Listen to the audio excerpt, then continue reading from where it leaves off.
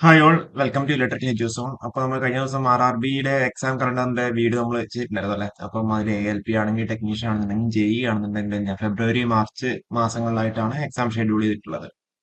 അതുകൂടാണ് ഇപ്പം SSC staff selection കമ്മീഷന്റെ ഒരു ഒഫീഷ്യൽ അപ്ഡേറ്റ് അവിടെ വന്നിട്ടുണ്ട്. അതായത് അതും നമ്മുടെ ടെന്റേറ്റീവ് കലണ്ടർ തന്നെയാണ്.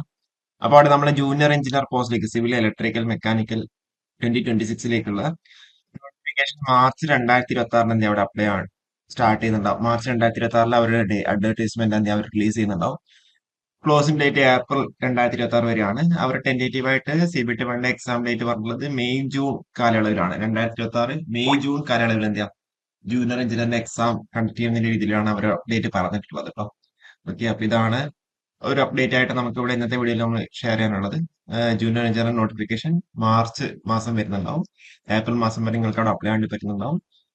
മെയ് ജൂൺ കാലയളവിലായിരിക്കും CBT 1 എക്സാം ഡേറ്റ് ഉണ്ടാവുക. ഓക്കെ, കൂടുതൽ വീഡിയോസ് ആയിട്ട് വീണ്ടും വരാം. Okay, thank U.